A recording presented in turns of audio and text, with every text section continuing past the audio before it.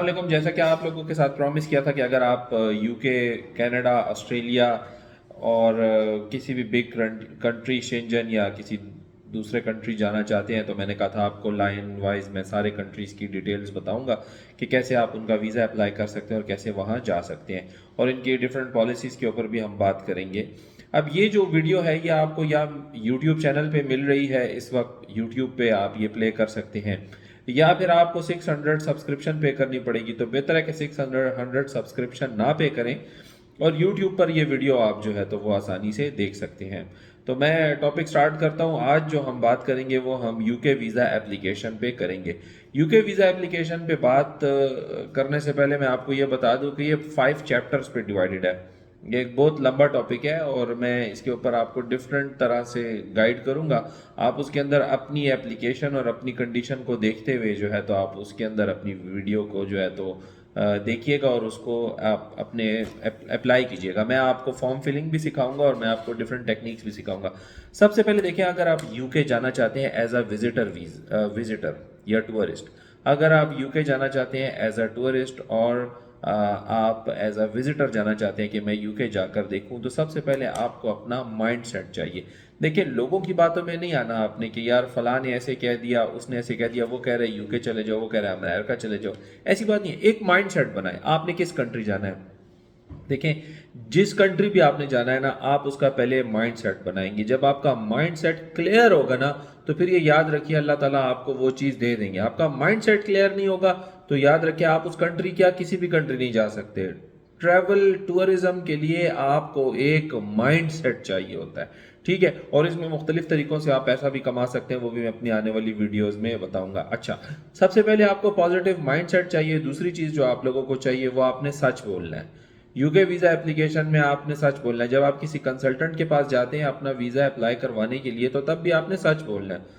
आप क्या करते हैं, आप चीज़ें छुपाते हैं, आप बातें छुपाते हैं, जिसकी वजह से मिस स्टेटमेंट हो जाती है और आपका वीज़ा रिजेक्ट हो जाता है। अच्छा, और रिजेक्शन हो जाना भी कोई बुरी बात नहीं है। रिजेक्शन हो जाने का ये फ़ायदा होता है कि आपको पता लग जाता है कि आपके डॉक्यूमेंट्स में क्या गलती है, आप उसको दूर करके दोबारा अप्लाई कर सकते हैं। सबसे पहले आप लोगों को जो चीज़ चाहिए वो सबसे पहले आपको आपकी बैंक स्टेटमेंट चाहिए, ठीक है। अब बैंक स्टेटमेंट एक पूरा एक टॉपिक है, ठीक है। इसको मैं एक्सप्लेन करूंगा आगे अपनी वीडियोस में, लेकिन आपको मैं बता रहा हूं कि सबसे पहले आप लोगों को बैंक स्टेटमेंट चाहिए जो कि 6 मंथ्स की हो। 6 मंथ्स की बैंक स्टेटमेंट आपको चाहिए होगी यूके वीज़ा एप्लीकेशन के लिए। 6 मंथ्स की बैंक स्टेटमेंट में कोई जो लास्ट 28 डेज है ना, ये मैं आपको एक टिप दे रहा हूँ जो कि मैं अपनी बाकी की वीडियोस में दूंगा, इसको मजीद एक्सप्लेन करूंगा। लास्ट 28 डेज में अगर कोई बड़ी ट्रांजैक्शन हुई है तो उसके एविडेंस आप ज़रूर लगाइएगा साथ और बताइएगा कि ये मेरा एविडेंस है, इस वजह से ये लास्ट 28 डेज में बिग ट्रांजैक्शन जो है वो हुई है। अक्सर ऐसे होता है, मैंने रिजेक्शन लेटर्स देखे हैं जिसमें उसने कहा कि आपने अप्लाई करने से पहले अपनी प्रॉपर्टी बेच दी है, आपने अप्लाई करने से पहले इतना बड़ा डिपॉजिट कैश डिपॉजिट किया है। तो ये याद रखिए, ये चीज़ें इंटरलिंक्ड है। अगर आपने कैश डिपॉजिट करना है तो मैं उसके बारे में भी आपको बताऊंगा कि आप अगर कैश डिपॉजिट कर रहे हो तो वो कैसे रिफ्लेक्ट करे आपके टैक्स रिटर्न को और बाकी चीज़ों को, वो कैसे आपके जो है तो वो पूरा उतरे। तो कैश डिपॉजिट करना पड़ जाता है ना यार, आखिर आखिर इंसान है, बिजनेस कर रहा है, उसको अब ट्रांजैक्शन जो है तो वो वीज़ा अप्लाई करने से पहले उसको ज़रूरत पड़ गई है। कैश डिपॉजिट किसी ने पैसे देने थे और आज ही देर एंड देन वो दे सकता है, बिजनेस अकाउंट में दे सकता है। तो यार अगर उसने दे दिए हैं तो अब इसमें हम क्या करें। अब एम्बेसी हमारा वीज़ा रिजेक्ट करेगी? नहीं, एम्बेसी आपका वीज़ा तब रिजेक्ट करेगी जब आप उसका डॉक्यूमेंट्री एविडेंस नहीं लगाओगे और साथ में लिखोगे कि यार ये इतने अच्छा, फिर उसके अंदर एक्स्ट्रा इन्फॉर्मेशन लिखी होती है।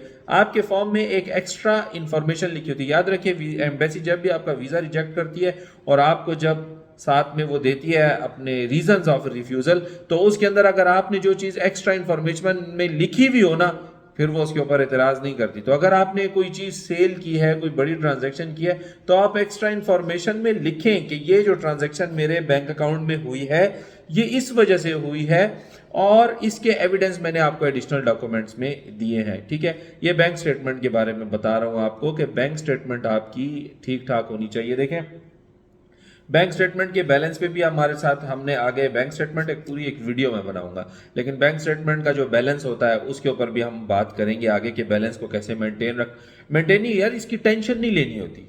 जब आपकी बैंक स्टेटमेंट जेन्युइन है, अब मैंने अप्लाई करना था वीज़ा के लिए यूके के, और उससे 28 दिन के अंदर अंदर कुछ ट्रांजैक्शंस ऐसी हुई कि मेरे बहुत सारा कैश डिपॉजिट हो गया मेरे अकाउंट में, तो मेरा तो वीज़ा रिजेक्ट नहीं हुआ। लोग कहते हैं कि आपकी ट्रैवल हिस्ट्री है, ट्रैवल हिस्ट्री अपनी जगह पर, लेकिन मैंने एक्स्ट्रा इन्फॉर्मेशन में लिखा था कि ये पैसा कहाँ से आया, मेरा वीज़ा रिजेक्ट नहीं हुआ। मुझे 2 साल का वीज़ा यूके का मिल गया, नहीं रिजेक्ट किया उन्होंने, क्योंकि मैंने उसके अंदर मेंशन किया है। फिर जो मेरे टैक्स रिटर्न्स थे वो भी उसके साथ मैच कर रहे थे। तो ये चीज़ें अपने जहन में रखें। फिर उसके बाद टैक्स रिटर्न्स की बात आती है। अब टैक्स रिटर्न्स आप टैक्स कंसल्टेंट के पास चले जाते हैं, बहुत मज़े से आप उसके साथ टैक्स, उसको कहे मैंने वीज़ा अप्लाई करना है, मेरा उसके मुताबिक टैक्स रिटर्न्स बनाओगे, उसको अपनी बैंक स्टेटमेंट दोगे, वो सारा आपके 3 साल के रिटर्न्स को बाकायदा सही तरह बनाएगा। अब क्या ज़रूरत है इन चीज़ों की? बात इस तरह है, आप जिस कंट्री जाना चाह रहे हो ना, उस कंट्री के अंदर ये रूल्स रेगुलेशंस और टैक्स रिटर्न्स, इसको बड़े अच्छे तरीके से देखा जाता है, बड़े ठीक ठाक तरीके से देखा जाता है। पहले की बात और थी, अब आपको अपने टैक्स रिटर्न्स बनाने पड़ेंगे। अगर आपको अपने टैक्स रिटर्न्स बनाने हैं, टैक्स रिटर्न्स को सेट करना है, तो उसके लिए आप हमारी सर्विसेज भी ले सकते हैं, या आप किसी भी टैक्स कंसल्टेंट के पास जाएं, उसको कहें मैंने वीज़ा अप्लाई करना है, उसके मुताबिक मेरे टैक्स रिटर्न्स बनाओ। ठीक है ना? ऐसे नहीं करना कि 20 करोड़ 30 करोड़ आपके अकाउंट में पड़े हुए। क्यों? वजह क्या है? पता है क्या वजह है? क्यों एम्बेसी अब कहती है कि ये 20 करोड़ 30 करोड़ कहाँ से आए हैं? आपकी गवर्नमेंट की वजह से। क्योंकि आपकी गवर्नमेंट में ऐसे लोग आए हैं जिन्होंने मनी लॉन्ड्रिंग की है, और पूरी दुनिया में जो है, तो हमारे आने वाले वज़ीर आज़म कहते हैं कि जी मनी लॉन्ड्रिंग हुई है, पैसा मुल्क से बाहर गया है, पैसा मुल्क से बाहर गया है। तो अब आपके पास जब आप ज़्यादा बैंक स्टेटमेंट शो करते हो, बैलेंस शो करते हो, तो वो सोचते हैं कि ये मनी लॉन्ड्रिंग कर रहा है। इसलिए आपको हर अपने एक एक पाई का हिसाब देना पड़ेगा। ठीक है ना? अमेरिका में मैंने देखा है, अमेरिका में लोग प्रॉपर्टी की सेल परचेज करते हैं, तो जो बंदा सेल कर रहा होता है वो कहता है बैंक से लोन लेके मुझसे ये परचेज कर लो, मैं तुम्हें डायरेक्ट कैश पे ये चीज़ नहीं बेचूंगा। क्यों? उन्होंने टैक्स का जवाब देना होता है। हमने हर चीज़ को मजाक बनाया हुआ है, मज़े से अपनी पेमेंट्स करते जा रहे हैं, हाँ मेरे अकाउंट में भेज दे, मैं तेरे अकाउंट में भेज देता हूँ। भाई वो टैक्स जस्टिफाइड होनी चाहिए, ऑडिटेड अकाउंट्स आपके होने चाहिए। ठीक है? तो टैक्स रिटर्न आपके बिल्कुल परफेक्ट होने चाहिए। अगर आप टैक्स वालों से कुछ छुपाते हो, आप कोई चीज़ मिस स्टेटमेंट करते हो, तो वो आपकी टैक्स रिटर्न्स और आपकी बैंक स्टेटमेंट बिल्कुल दोनों मैच नहीं करती। जब वो दोनों मैच नहीं करती तो आपका वीज़ा रिजेक्ट हो जाता है। अब आपने अपना कैश इन हैंड शो किया टैक्स रिटर्न्स में, ठीक है, अगर 10 करोड़ शो किया हुआ है, तो आप 1 करोड़ कैश भी जमा करा सकते हो अपने अकाउंट में। Exceptions to the rules are always there. तो आप अपने टैक्स रिटर्न्स, बैंक स्टेटमेंट को बहुत गौर से देखेंगे।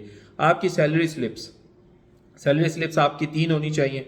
ठीक है? सैलरी स्लिप्स का बहुत ज़्यादा इसकी जो डिपेंडेंसी होती है ना, वो इस चीज़ पे होती है कि आप कितने फैमिली मेम्बर्स जो हैं वो मैनेज कर रहे हो।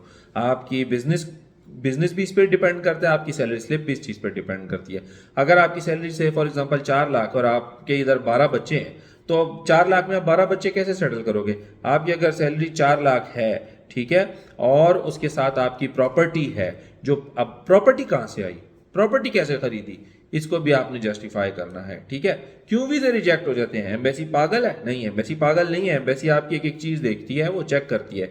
ऑडिट को जहन में रख के ना आपने हर चीज़ को गौर से देखना है। प्रॉपर्टी के डॉक्यूमेंट जो है वो आपने शो करने की, जी ये मेरे फादर ने मुझे दी है, या ये मैंने खरीदी है, मैं इतने साल से 4-4 लाख रुपए की सैलरी पे जॉब कर रहा हूँ, या मैं जब से जॉब कर रहा हूँ ये मेरे पास अमाउंट है, या मेरा कोई साइड बिजनेस है तो वो साइड बिजनेस आपने शो करना है। नहीं शो करोगे वीज़ा नहीं लगेगा। साइड बिजनेस शो करोगे, इनकम को, व्हाइट मनी को शो करोगे।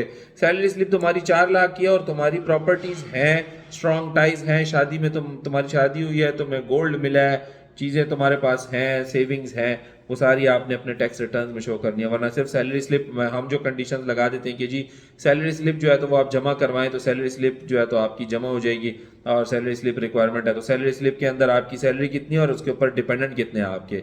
बिजनेस में भी यही चीज़ शो करनी होती है कि आपके डिपेंडेंट कितने हैं। ठीक है? ये सारे डिपेंडेंट्स को देख कर उन्होंने शो करना होता है। मिसाल के तौर पर आपका यूके का खर्चा 6 लाख आ रहा है, तो आपके अकाउंट में 18 लाख रुपए होने चाहिए। ठीक है? अप्रॉक्सीमेटली 18 लाख रुपए होने चाहिए। 6 लाख रुपए खर्चा करूंगा, 6 लाख रुपए पीछे, और जब वापस आऊंगा तो 6 लाख रुपए से आगे की जिंदगी भी चलाऊंगा। तो मैक्सिमम आपके पास 18 लाख रुपए होने चाहिए, अगर आपका टूर एक्सपेंस जो है वो 6 लाख आ रहा है। ये अप्रॉक्सीमेट है। अब ऐसा ना हो बहुत से लोग कहने लग जाएंगे नहीं नहीं इतना नहीं चाहिए, आपकी बात पे इतराज है। भाई जिसको जो इतराज है ना कमेंट में लिख दे, मेरी भी इस्लाह कर दे। वैसे ये मेरा एक्सपीरियंस है इतने साल का, तो मैं इसलिए आपके साथ शेयर कर रहा हूँ। उसके बाद आता है आपका पासपोर्ट। अब पासपोर्ट जो है अक्सर लोग पासपोर्ट जमा करवाते हैं, उसमें 1 महीने की वैलिडिटी रहती है, 3 महीने की वैलिडिटी रहती है। पासपोर्ट में आपके पूरा 10 साल का पासपोर्ट बनाएं, ठीक है, और फिर उसके अंदर आप अपनी जो है तो वो स्टार्ट करें, अपना ट्रैवल एंड टूरिज्म स्टार्ट करें और यूके का वीज़ा अप्लाई करें। याद रखिएगा, खाली पासपोर्ट पे मैंने अमेरिका के वीज़े भी लगते हुए देखे हैं, मैंने यूके के वीज़े भी लगते हुए देखे हैं। उनको किस सुरखाब के पर नहीं लगे होते, उनके डॉक्यूमेंट्स बिल्कुल ठीक होते हैं। डॉक्यूमेंट्स ठीक होंगे आपको वीजा मिलेगा, ठीक है। उसके बाद आपका आईडी कार्ड आ जाता है, कोशिश कीजिएगा आईडी कार्ड आपका एक्सपायर ना हो, सही है। उसके बाद आपके बिजनेस डॉक्यूमेंट्स आ जाते हैं। अगर आप बिजनेस भी कर रहे हो और आप जॉब भी कर रहे हो तो दोनों डॉक्यूमेंट्स लगाओ को मैं जॉब भी करता हूं और साथ में बिजनेस भी करता हूं। अगर आप सिर्फ बिजनेस कर रहे हैं तो फिर आप अपने बिजनेस के डॉक्यूमेंट्स लगाओगे, जिसके अंदर आपके बिजनेस के टैक्स रिटर्न्स, अगर आपके सेल्स टैक्स रिटर्न्स है वो भी साथ में लगाओगे, ठीक है। और अपने तमाम बिजनेस के डॉक्यूमेंट्स, बिजनेस के अंदर जितनी गाड़ियां आ रही हैं, बिजनेस के अंदर जो जो कुछ आ रहा है उसके एविडेंसेस साथ लगा दो, ठीक है। कुछ लोगों का वेल स्टैब्लिश्ड बिजनेस होता है, कुछ लोगों का वेल स्टैब्लिश्ड बिजनेस नहीं होता। दोनों सूरतों में अपनी बिजनेस की और अच्छा, ये जो लोग कहते हैं शो कर दो, शो ना कर दो, एक्चुअली बताओ है क्या। अगर तुम्हारी सैलरी कम है, अगर तुम्हारा बिजनेस नहीं है इस काबिल, तो पहले उसको इस काबिल बनाओ। जो पहली बात मैंने की थी, माइंडसेट होना चाहिए, पहले उसको इस काबिल बनाओ कि वो तुम्हें यूके ले जा सके। मेहनत करते नहीं हो, मतलब आपने हार्ड वर्क करना नहीं है और बस आप मुंह उठा के यूके, अमेरिका, कनाडा जाने की कोशिश करते हो। 10 लाख रुपए एक कजन से ले लिए, 20 लाख एक कजन से ले लिया, ऐसे नहीं होता है यार। ये 10 लाख रुपए जो अपने कजन से ले रहे हो, किसी बिजनेस में इन्वेस्ट करो, कोई बिजनेस एंटिटी इन्वेस्ट करो, मेहनत करो, काम करो, काम करो, बिजनेस को स्टैब्लिश करो, फिर दूसरे कंट्री आप जाओगे। और अगर आपने जाना ही वहां भागने के लिए है तो फिर आजकल के ज़माने में जब बायोमेट्रिक का दौर है और सब कुछ दौर है ना, डंकी लगा के कहीं हड्डियां पड़ी होंगी पहाड़ों के बीच में, कुछ नहीं मिलने वाला, ठीक है। लीगल तरीके से चलें, लीगल तरीके से। पीसीआर टेस्ट आप अपना करवा लें, अपने फिटनेस सर्टिफिकेट साथ लगा दें कि भाई मैं फिजिकली फिट हूँ, मैं टूरिस्ट हूँ, टूर के लिए जाना चाहता हूँ, ठीक है। उसके बाद बात आती है ट्रैवल हिस्ट्री की। ट्रैवल हिस्ट्री को मैंने क्यों आखिर में रखा? ट्रैवल हिस्ट्री को मैंने इसलिए आखिर में रखा क्योंकि मेरा जो पहला वीज़ा लगा था ना अमेरिका का, वो खाली पासपोर्ट पे लगा था, मेरी तो जीरो ट्रैवल हिस्ट्री थी। तो क्यों उन्होंने मुझे दे दिया? क्यों? Because everything was true and fair. मेरी बैंक स्टेटमेंट में 2.5 लाख रुपए पड़े हुए थे, लेकिन मैंने उनको कहा मेरी कंपनी मुझे स्पॉन्सर कर रही है, ठीक है। मेरी कंपनी ने मुझे स्पॉन्सर लेटर दिया हुआ था, मेरी कंपनी ने मुझे गाइड किया हुआ था कि हम इस टूर पे जा रहे हैं, सारी चीजें प्रॉपर थी। मैं उधर गलत बोलता मेरा वीजा रिजेक्ट हो जाना था, और मेरे साथ हुआ भी, उधर बहुत से लोगों के साथ हुआ, उनके वीजे रिजेक्ट हो गए क्योंकि उनके फॉर्म में जो लिखा था वो बात कर ही नहीं रहे थे, कुछ और बोल रहे थे, तो उनके वीजे रिजेक्ट हो गए, ठीक है। Travel history doesn't matter, but travel history अगर आपकी हो तो आपको जो है तो एक पॉजिटिव एज आपको उसके अंदर मिल जाता है, ठीक है। हम इंशाल्लाह कंटिन्यू करेंगे, इसी चैप्टर को आगे लेकर चलेंगे, मैं आपको मज़ीद भी बताऊंगा इंशाल्लाह। यहाँ पे आज मैं इस वीडियो को क्लोज करता हूँ और इंशाल्लाह मैं नेक्स्ट वीडियो में आपको मज़ीद यूके वीज़ा एप्लीकेशन के बारे में एक्सप्लेनेशन दूंगा। Thank you very much.